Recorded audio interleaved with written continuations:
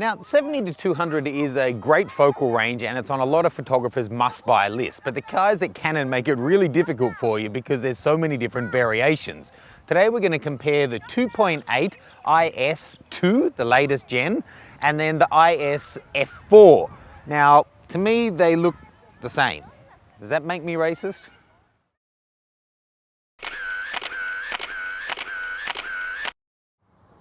Of course, I'm only joking. There's a significant and obvious difference between these two lenses, and it goes a long way beyond just their physical size.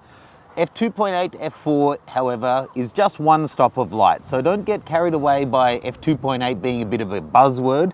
F4 is still a very fast lens, especially at the 200mm end. Okay, comparing the specs, the 2.8 has 23 elements in 19 groups. It's got one fluorite element and 5 UD lenses. Its closest focus is 1.2 meters. That gives it a 4.8 reproduction ratio. It's got a 77mm filter thread, 8 blade rounded aperture.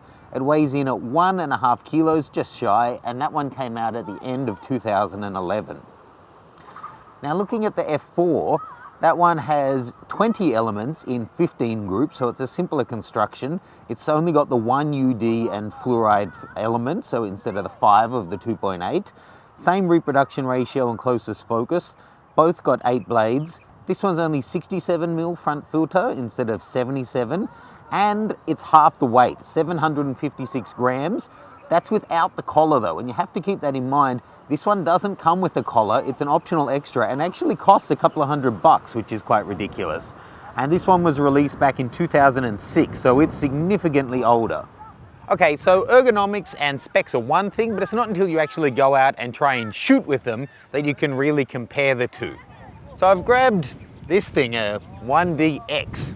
It's a Sunday afternoon in Sydney, sun shining. I'm sure we'll find a park with some local sports people.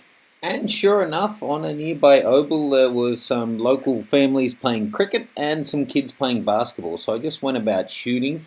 This is all with the Canon F4, IS enabled, all shot at F4. And so you can see, for some of the shots I was closer, some I was further away. Obviously your depth of field is impacted greatly by that, but still nicely blurred out backgrounds. And when you are up close, you are able to blur it out quite a bit, but it doesn't completely blow out the background. Now here we are on the 2.8, going through, and you can see that the backgrounds are softer. It's a little bit hard to compare head to head, but on the ones that are comparable in terms of the context and the distance from the subject, there really is an apparent difference. There was this one kid there, he just kept dominating, he was rejecting everyone. He was like Shaq in Blue Chips. Get out of here! It was awesome. Anyway, so let's have a look at some shots exactly side by side so you can compare them. That's the F4 and that's the 2.8. Admittedly, the people are further back. Here's a perfectly comparable one. There's F4 and there's the 2.8. So it's subtle, but it is softer. So comparing those images, they're both, really snappy, and my experience using the two lenses was they're both fantastic. I have to say, the 2.8 is faster to focus. It is, slightly more responsive and quicker to grab focus than the F4, but the F4 is still really, really good. I really enjoyed shooting with this.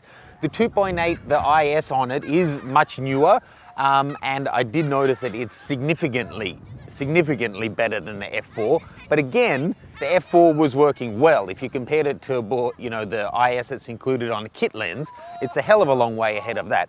Again, the build quality, this is fantastic, but it does feel a little bit like one of those travel mugs, whereas this is a effing tank of a thing, equaled only by the Nikon 70 to 200. Really, really a beautiful lens.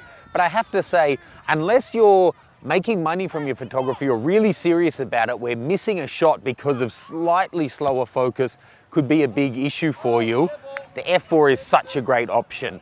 Significantly lighter, significantly cheaper, a stop of less light, sure, but it's just a fantastic lens, and it's a halfway step. If you can't justify the full price, this is a fantastic lens, and I'd heartily recommend it to any Canon shooters looking to get a new 70 to 200. Hope that helps, guys. Leave me any questions or comments, and please subscribe. I'll see you soon.